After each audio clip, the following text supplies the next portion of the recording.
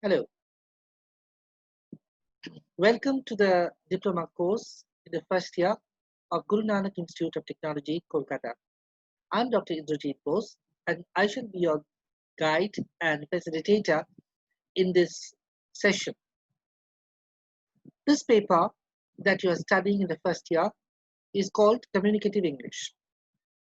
Now, I think you are all in the diploma course and you are clear about certain ideas.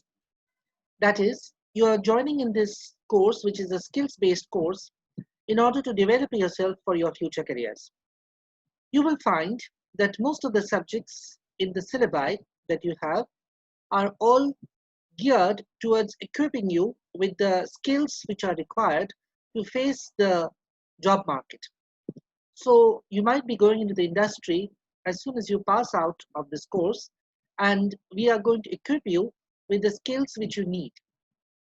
Obviously, this paper deals with language skills, in particular, skills in English. Now, these skill areas are mainly reading and writing. Out of the four major skill areas, listening, speaking, reading, and writing. So, reading and writing skills are very important, or they figure very importantly in this paper in equipping students to face various academic tasks and also in future the various writing tasks and reading tasks that they shall need to perform in the workplace. So you will find that there are different types of workplace documentation which you need to study. But before doing that, of course, there are basic reading and writing skills which are taught to students. One of the skills which we are going to get to know in the course of this lecture, which is lecture 3 in the series, is that of note making and note taking. Now, I think all of you have been students for a fairly long time, and in the higher classes of school, you have had to study various subjects and at a certain level of difficulty. So you may have had to read various textbooks or reference books in these subject areas. Now, when you studied them, how did you study these books? Did you just read the books and remember everything? Actually, the reading that you're doing over there, or when we read for purposes of study, that is mainly for purposes of learning and also exam-oriented study. What is exam-oriented study like? Well, you all know that there are exams at the end of the semester or at the end of the academic year, and also periodically there are unit tests or class tests where you are examined on various components of those texts and syllabuses. So you have to know various aspects of the modules and the nitty-gritty of all the chapters and sections that are studied, right? Now, do you remember everything that is taught to you? How do you remember? So you will find that some teachers are in the habit of giving notes. So what are these notes? Actually, they are detailed explanations of some of the topics that they are dealing with. So instead of giving a lecture, so I think you are new to college, so you are not used to the lecture method as yet. So you will get used to it in the course of time. In schools, the lectures are usually not given, but often teachers give notes or they give a running note, which is in the form of a dictated note, where they discuss in their own words various topics and concepts. Yes, I think all of you are familiar with that. Now, we are going to explore this whole process of note taking and note making, you have also made notes at various points of time yourself. Yes, you have. When you have studied the textbooks or reference books, you have underlined the definitions, haven't you? And you might also have used highlighters for marking out certain important points. Yes, I'm sure if you open the books, you will find they are marked in green highlighter or yellow highlighter pens, right? Am I correct? So you have done that, or you have penciled in the margins certain explanations that have been given to you in the class in order to remember. You may also have written some meanings down by the side of the text. You also have sometimes perhaps you have written explanations or maybe other textual glosses or other details which have been mentioned by the teachers, so you have noted over there. So these are all notes that you have done. You may also have noted things down in your exercise books, or you have made notes from reference books or other books in the library. So all this is really a part of the note making process. So what is this note making? What is its usefulness? What are the types of note making, its techniques and applications? This is what we shall be looking at in the course of this lecture.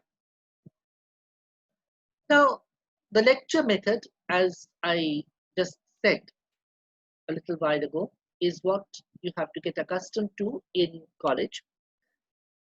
So when a lecture is given, it is a discussion on the topic. Now, in the course of the lecture, the teacher or lecturer might refer to certain textbooks or to certain extracts or definitions.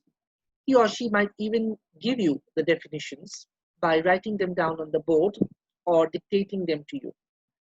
But the whole lecture is not in the form of a dictated note. So it is not like a running note or dictation. It is spoken like a conversation. And it might even go at the speed of ordinary conversation, which is not really slow. So how will you keep pace with that? Note making is really a process of writing down the gist or substance of what you hear or what you read, for both are equally applicable. It might be that I have read something in a book and I'm jotting down some ideas from there in brief, or I've read something in a website and I'm jotting it down. It can be that. Or it can be that I'm attending a lecture on the cosmos and I like what the speaker is saying so much, I have made notes over there. So both of these would be the form of a note. But how is that to be made? Okay. So I can abstract points from a larger document when I'm making written notes from a text or a reference book of some kind. Usually I keep a tab of vital facts over there. The note really covers the essentials, the most important facts, quotations, key statements, and it may be in the form of a long handwritten document or typed document, or even in the form of a document which is written down in the point form. Basically, it helps us to understand the topic at a glance, and more importantly, even than that, it helps us to remember. Because you see, human beings, by their very nature, tend to forget. So they do not often remember the things that are taught to them or the things that they read. So what was the book that you read last year? Do you remember all the details of that book? No, I'm sure you have forgotten. But if you refer to the notes that you made last year, then by just reading one or two pages of the notes, I think the book will come back fresh in your mind. So notes help to keep the thing fresh, or they remind us of the whole details of that topic. If I jot down what somebody is talking about in a lecture on the cosmos. And it's very interesting. And I jot down the important points. Later on, I might forget all the details of what that person has been discussing, but I will certainly remember the outline or the basics. And once I refer to the notes that I have jotted down, I will remember the whole lecture. So they are aids, notes are aids to remembering, or they are memory aids, so to speak. So note making is really a vital thing. It helps us in the learning process. It is very important in the teaching learning process, especially for students like you. Notes help us to understand the topic, to register the important points, and they help us to quickly access the material and to have a quick view or recap of the essentials. Now, let's just take a look at the passage that we have over here. It's called a note on flowering plants. Well, this is not a note that has been made. It is actually an extract. Let's see. I'm reading. During winter, there are several flowering plants and shrubs which are grown in Indian gardens. In fact, winter is the best season for these flowers. Roses are, of course, perennials growing throughout the year. Besides, there are dahlias, cosmos, chrysanthemums, nasturtiums, hollyhocks, petunias, pansies, and geraniums, which grow galore. Phlox grows in tiny clusters during this time and is particularly good for window ledges, hedges, and borders. Even if you do not have a big garden but are forced to grow plants only on a balcony or window ledge, these flowering plants may be grown in profusion. Okay, so what is this passage about? It is about winter and the flowering plants and shrubs in India, of course, which grow in Indian gardens around this time. So apart from roses, there are various other flowers which are mentioned, and there are a large number of names. Now, suppose I want to remember all the names of these flowers that are mentioned. Do you think I can just offhand remember it? No. It will be extremely difficult because maybe I can remember one or two roses or hollyhocks or phlox, for example, but there are a large number of these flowers. So how can I possibly make a note of this passage? There will be different ways of making notes. What are you going to do? So are you going to underline the names of the flowers? Are you going to use a highlighter pen to highlight the names and keep on revising it a number of times till you get it? Yes, that might help.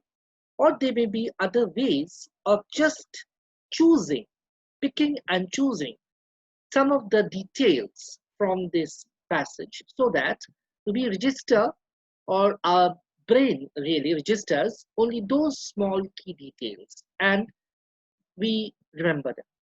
So let's see how we can actually negotiate for meaning and what we can register. Now, as I have already said, let us talk a little bit more about the process of note taking before we look at how the notes are made. Now, there can be an oral lecture or talk, as I just said, what you are going to find in the classes in college, or often you find in video lectures. Suppose you're going to YouTube, you will find a number of video lectures over there on different topics. You just search by topic, you will get the lecture. So you can jot down the points from listening to that lecture or talk. Or you can play a recording as in YouTube, which is a video recording, or they can also be sometimes an audio recording or a podcast, and I can take down notes from there. The notes are really the basic points which I'm taking down. Many people, what they often do is also they make recordings. So you can also make brief recordings, but maybe recording the entire lecture may not always be possible or feasible. So you can make brief recordings of certain snapshots of that lecture. That's possible. Or if I'm writing, for example, I have a book and I have to make notes on that. This book is on the French Revolution. So what were the causes of the revolution? How did the revolution happen? What were the events that took place? What were the consequences? So these are all the points. I have to jot down the main points, the dates. Then I can make summaries or abstracts. There are other ways also of taking down notes, like through diagrams or using graphic organizers or charts or maps. Now, graphic organizers, I'm going to say something a little more about them now. They are actually mind mapping techniques or tools, we can say, which are used in order to make certain things clearer.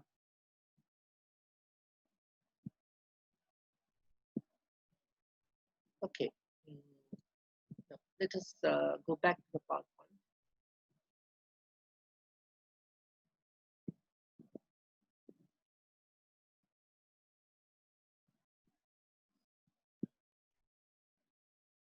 Okay, I will be coming back to graphic organizers. Let me just explain that graphic organizers are basically different mind mapping tools. So you can have Venn diagrams showing comparisons and contrasts and common areas between two things. Or you can have a fishbone chart, or you can have a tree diagram or a spider diagram showing different branches and sub branches of the same topic, right? Right. Now, there are several methods of note taking which I would like to discuss over here. Now, some of these are the outlining method, the charting method, the mapping, and the Cornell method. Now, what are they actually about? Let us see, or how they are made, or how the notes are made in these different methods. We can use them for making notes in different ways. Now, the outlining method. What is an outline that is made? I take down the headings and take down the key points in bulleted format. It's quite detailed, it's very organized and divided into topics and subtopics. Okay, let's see. This is a diagrammatic representation of the outlining method. Now I have the main topic, and from that I have a subtopic. So there are two subtopics and two main topics. So main topic 1, under that I have subtopic 1, and below that key point 1, key point 2. So you see how very detailed it is. Then subtopic 2 with key point 1 and key point 2 below that. So I am representing all the details of the subtopics as well as the main topics. Then I have main topic 2, subtopic 1 with key points 1 and 2, and subtopic 2 with key points 1 and 2. So it is very, very detailed, and I think you can have a very clear idea of all the details and the relationships which exist between the various items which are described anywhere with the help of this method, right? Now, I'm taking a look at the charting method. Now, the charting method uses columns. Now, the facts are fairly easy to organize and review, and the highlights or the key pieces of information for each category. Let's see. Yes. So this is like the chart that I prepared. So I have put in topics 1, 2, and 3 in different columns in the form of a chart. So let's say if I was referring back to that passage where we had the season flowers, so I could have 3 columns: season flowers, perennials, and plants growing in as house plants. Okay, so and put them down over there. So like that. Here we have the subtopics with the details again with points topics 1, 2, and 3.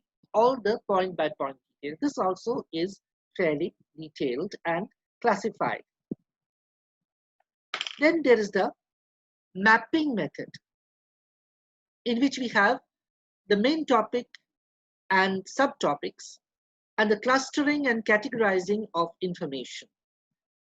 We have a main topic and a subtopic branching out from the main topic, and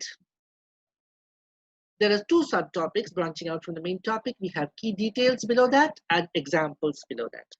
So I will be using an illustration to explain this to you afterwards. So it shows the relationships once again. The Cornell method. Now this is highly organized. This is actually a little difficult compared to the others. Now here is very scientific, but the paper is divided into 3 parts. 2.5 margin to the left, 2 inches summary section at the bottom, 6 inches in the class notes section. Now the main notes section is for writing down notes in the class. Q section to revise notes after class also includes vocabulary and study questions. And the summary segment at the bottom notes the summary and highlights the main points. Yes, this is it. So here, this is the notes section on the right. Let's see, I have my note sheet or paper. So I divided it into 3 parts. So these 2 columns, this one is little to the left. The major section on the right, this right segment is the largest one because I need that space for writing down notes in the class. And I have the summary section for noting down the main points of the lesson, highlighting key points or questions or other things after the class. So this right section is the one that I will fill in actually during the class hours. So my teacher is teaching, so I'm jotting down the notes and figures and facts over here. Now up to the class, I jot down the key points, ideas, prompts and questions to the left. Afterwards at home, when I'm reading and revising my materials and notes, then I will write down a summary of the lesson and highlight the key points below. So you can see that it's very, very organized and very, very scientific. So it also needs a lot of, revision work and a lot of trouble taking. So you must be prepared to take this kind of trouble if you are a very organized person and if you intend to prepare your lessons well. So students who will take that kind of trouble, like using this Cornell method for writing and revising their notes, are sure to do well in the exams because a good part of the lesson is already prepared during the note-making process. So this is a very organized, very scientific, and very detailed method. It also involves considerable hard work and reviewing and rethinking by the learner who is preparing the notes. But it is extremely good, let me tell you. Right, now we shall be looking at the example that I was talking about. Yes.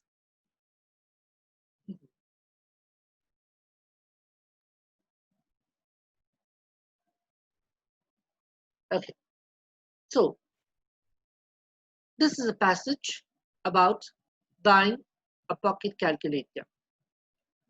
In recent years, pocket calculators have become almost as commonplace. I'm reading the passage first. In recent years, pocket calculators have become almost as commonplace as wristwatches. There is now a tremendous choice of calculators at a great variety of prices. The following points should be borne in mind when buying a calculator. Firstly, there is the number of things the calculator can do. The most basic type of calculators have simply the 4 arithmetical functions: addition, subtraction, multiplication, and division, with perhaps a few other functions like percentage and square root. Next, there are calculators with a memory which allows you to store information do more calculations, and recall the information when you need it. There are also special purpose calculators for, say, scientific, mathematical, statistical, or other users with the appropriate functions. Some more expensive calculators are programmable. That is, there is a choice of complex calculating routines which will be done automatically. Lastly, some calculators can print out the calculations so that you can check the calculations as they are being done and also have a permanent record of them. The second important question is how easy the calculator is to use. The display of figures should be clear so that the figures are easily distinguished. Also watch out for the decimal point. In some calculators, it is not very easy to see. The display should also be bright. Okay, so what are the reasons for buying calculators? So on what factors will the choices of purchasers depend? And there are two main points given over here. One is the number of things a calculator can do, or in other words, functions. So if you are making notes, the main point, the first point is, of course, buying a pocket calculator. Below that, the first main point or sub-point rather is that of the functions of the calculator. What are the functions? So if I branch it out below that, I will write arithmetical functions, then calculators with memory, scientific or advanced calculators, programmable ones, and those which can print out. Okay, so these are the types, all under functions in the first subpoint. Second subpoint is the display.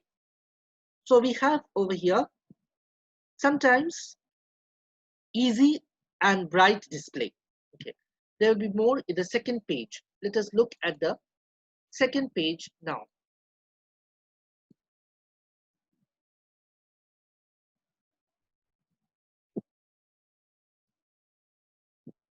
Okay, I'm reading out once again from the second page. By the way, you will find both of these extracts in this book by Wallace, Michael J. Wallace, Study Skills in English. So I would advise you to take a look at this book. It's an extremely good one. Now, next, the keys. They should be the right size and shape to be easily pressed. So this is the third point. So we are getting. So first, functions. Second, we have the display. Third, the keys. Okay. Some calculators look neat but are awkward to use. For the same reason, there should be a reasonable space between the keys. It is also more convenient if each key has only one function. Two function keys can be tricky to use. Some people also like it if the keys click or give a sound when the calculator has been registered.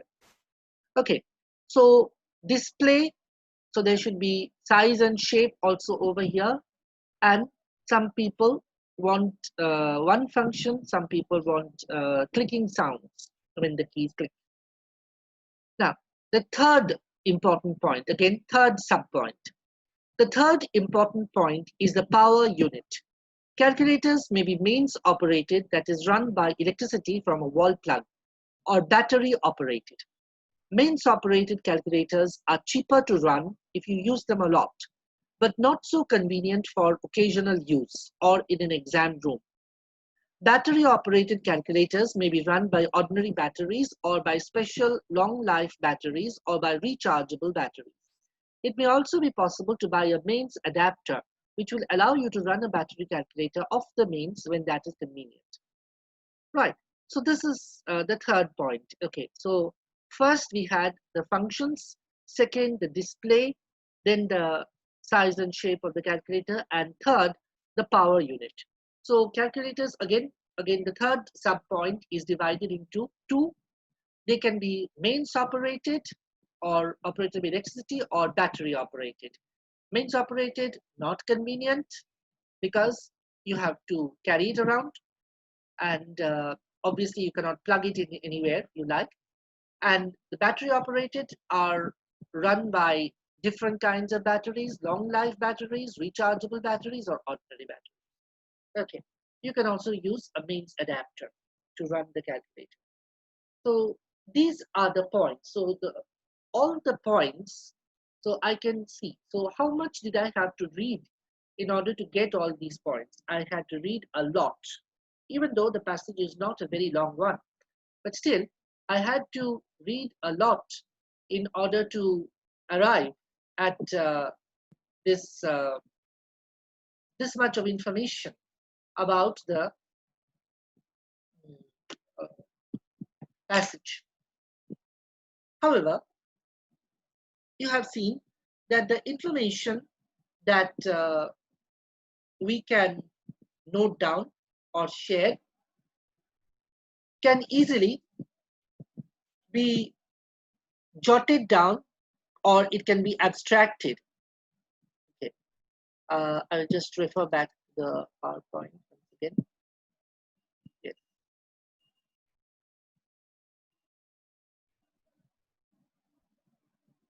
Yes.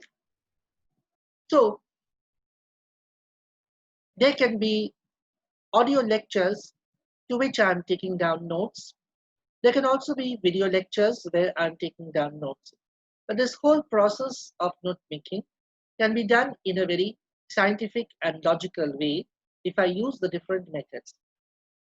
I hope that you will be using some of these methods when you are studying in your different subject areas. Now, what sort of materials do we need in making notes? So I think I should even talk a little bit about that. Now, basically, you make notes in an exercise book. So far in school, you have really made notes only in exercise books, I think, most of the time, or copies. But you will find that in college, there are a wide variety of other choices of materials for note making.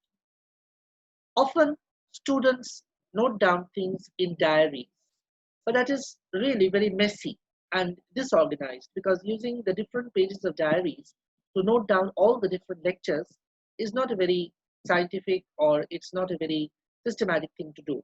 When you try to study, so they are all very disorganized. It will be much better to note them down either in separate notebooks for different subjects, or you can take down notes on paper or writing pads. Again, you will have to organize the paper together. So it is easy to use a filing system for the notes. So when you write down the notes on paper, give the headings of the different subjects or topics and organize them date-wise. Okay. And once you finish all the topics or lectures in a particular subject, you pin them together or clip them together in a plastic folder or in a cardboard folder. So your notes, you will find, will stay in a much more well organized and efficient system if you put them in a folder like that. You can also use ordinary pens, micro tip pens for highlighting, and highlighters and felt pens of different kinds for marking out and highlighting. Always keep your highlighter pen, your note paper, pencil, and pen ready with you when you are attending class lectures. Or if you are listening to video or audio lectures, always keep them ready. You never know when they will be required or whether you will remember all the points later or not. So it's better to jot down the points. And the more organized you are in jotting them down, the better you will remember. And the easier it will be to organize your notes later. Right? So these are some of the means of taking down notes and certain ways and methods of note taking.